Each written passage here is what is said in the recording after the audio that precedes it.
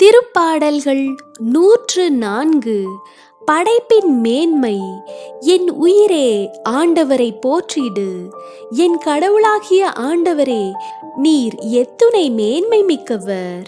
நீர் மாண்பையும் மாட்சியையும் அணிந்துள்ளவர், பேரொளியை ஆடையென அணிந்துள்ளவர், வான்வெளியை கூடாரமென விரித்துள்ளவர், நீர்த்திரள் மீது உமது உறைவிடத்தின் அடித்தளத்தை அமைத்துள்ளவர், கார்முகில்களை தேராக கொண்டுள்ளவர், காற்றின் இறக்கைகளில் பவனி வருகின்றவர், காற்றுகளை தூதராய் நியமித்துள்ளவர், தீப்பிழம்புகளை பணியாளராய் கொண்டுள்ளவர், நீவீர் பூவுலகை அதன் அடித்தளத்தின் மீது நிலைநாட்டினீர்.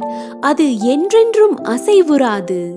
அதனை ஆழ்கடல் ஆடையென மூடியிருந்தது. மலைகளுக்கும் மேலாக நீர்த்திரள் நின்றது.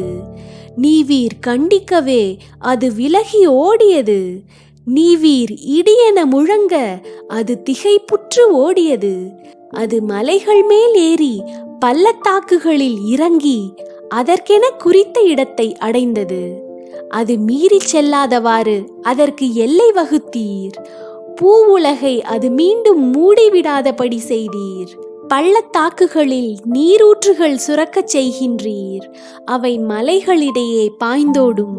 அவை காட்டு விலங்குகள் அனைத்திற்கும் குடிக்கத் தரும். காட்டு கழுதைகள் தாகத்தை தீர்த்து கொள்ளும். நீரூற்றுகளின் அருகில் வானத்து பறவைகள் கூடு கட்டி கொள்கின்றன. அவை மரக்கிளைகளினின்று இன்னிசை இசைக்கின்றன. மேலறைகளினின்று மலைகளுக்கு நீர் பாய்ச்சுகின்றீர். செயல்களின் பணியால் பூவுலகம் நிறைவடைகின்றது. கால்நடைகளுக்கென புல்லை முளைக்கச் செய்கின்றீர். மானிடருக்கென பயிர் வகைகளை வளரச் செய்கின்றீர். இதனால் பூவுலகினின்று அவர்களுக்கு உணவு கிடைக்கச் செய்கின்றீர்.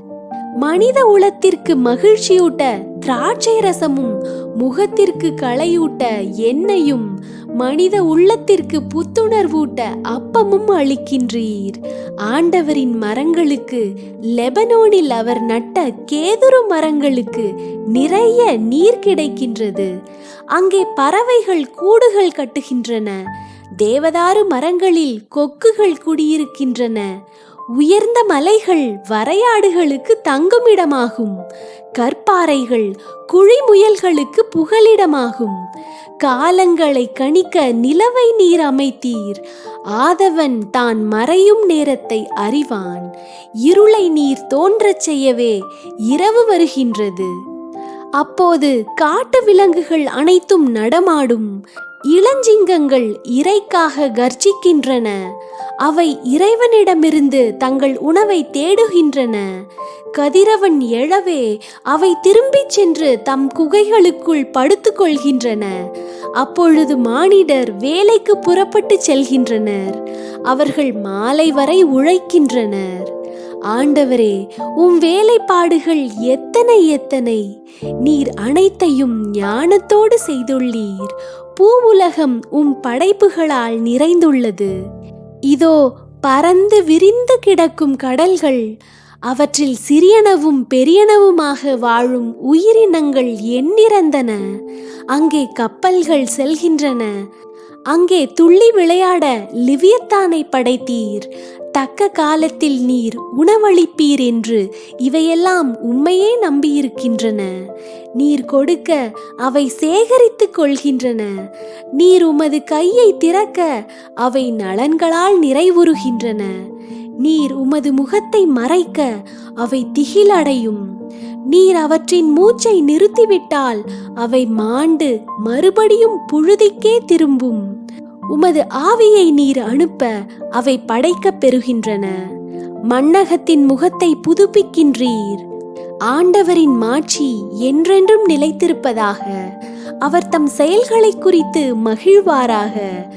மண்ணுலகின் மீது அவர் தம் பார்வையை திருப்ப அது நடுங்கும். மலைகளை அவர் தொட அவை புகை கக்கும். நான் வாழும் நாளெல்லாம் ஆண்டவரை போற்றி பாடுவேன். என் உயிர் உள்ள வரையிலும் என் கடவுளுக்கு புகழ் சாற்றிடுவேன்.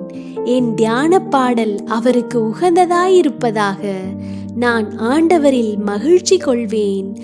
பாவிகள் பூவுலகினின்று ஒழிந்து போவார்களாக, தீயோர்கள் இனி இல்லாது போவார்களாக.